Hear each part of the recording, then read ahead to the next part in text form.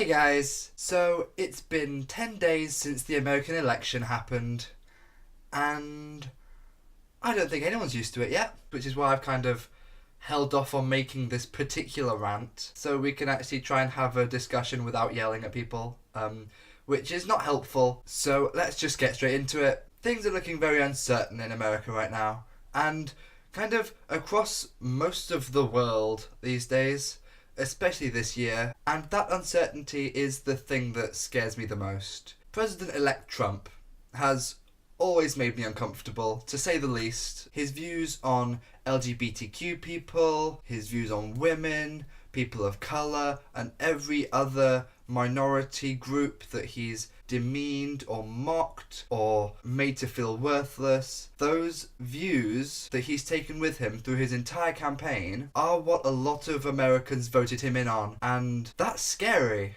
Lots of people, myself included, are wondering how in 2016 one of the largest countries on earth has voted to elect this man who stands for everything that so many people are against, and the majority of people are against. It just baffles me how this can still happen. But don't get me started on how flawed I think the American electoral system is, because the fact that someone like Donald Trump can still win the election when Hillary Clinton wins the popular vote and more people want her to be president is just, I just don't understand it. I mean, this has happened twice since the year 2000, and the worst part is that every president gets voted in with this flawed system and no one is ever going to change it, because every person who has the power to change it got that power through the system. However, he has been elected, and there's nothing we can do to change that, and I hope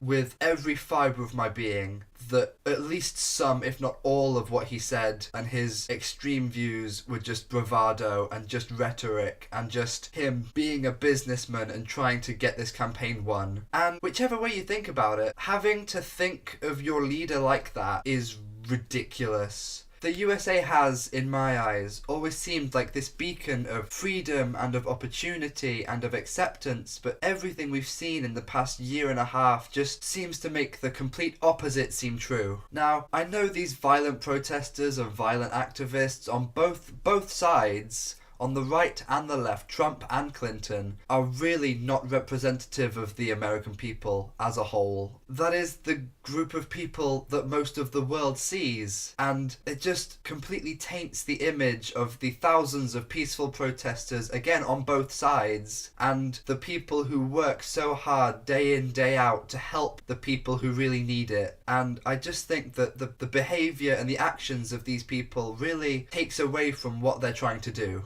In the days or week or so since the election, lots of people have been blaming lots of different groups for how the election turned out. And people are blaming third-party voters, voters for Gary Johnson, Jill Stein, because if they'd voted Clinton, then she could have won. Don't blame the people who voted third-party. Don't blame people who voted for a candidate who also didn't win, because if they voted for someone that they didn't believe in, that person would have won. The people that voted for Donald Trump are the only reason that Donald Trump won. Then there's people blaming minority people for voting for Trump because they can't see, and I can't see personally, how you could listen to a man say all of these demeaning and derogatory and offensive things about people who you identify with and then still go out and vote for that person to lead you. And that's just something I'll never understand. But obviously these people have their reasons and it's completely their choice who they vote for. I personally feel like there's only one group of Americans and one group of any big political democratic event who can be blamed for how that event goes, and that is the people who decide not to vote. The people who decide not to participate at all. Some of them are too young to vote, and that's obviously fine. I was in that boat for the EU referendum, and I completely understand how infuriating that is. But the people who chose not to vote and not exercise that right, and not decide how their country was going to be run for the next 4 years, I don't understand how you can give up that right. I mean, obviously it's worth pointing out that they are well within their rights to not vote, and they shouldn't get Like, don't go hating on people who didn't vote, but please ask people. There's people on both sides who will always vote Democrat or always vote Republican, always vote Labour, always vote Conservative, but it's those people who don't vote who can swing elections.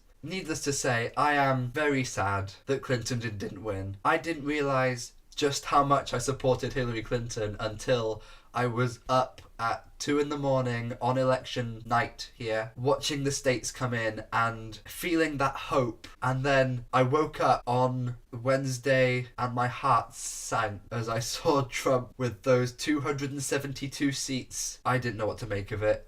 No one really knew what to make of it, so we didn't see the first female American president this year. But that doesn't mean it's never going to happen. And really, I'm trying to stay hopeful about this entire situation. After all of this, I hope that Donald Trump is a much better president than most people expect him to be. I hope that he somehow manages to subdue this increase in prejudice, in hate, in violence that we've seen. And there will still be progress. And people make changes every day. And no matter who the president is, people are always going to be working to change things and make things better. So I think that's where I'm going to leave it today. I could keep waffling on about this quite comfortably for a very long time. Thanks for watching this, and please feel free to start a civil conversation in the comments below. I'll be down there trying to respond to as many as I can and clarifying things or just answering general questions. But it's always great to get other people's views, especially on more serious videos like this one, which I'll hopefully be making a few more of whenever there's something I feel passionately that I want to talk about, or if there's anything I just need to rant out like I kind of had to today, then that's what will be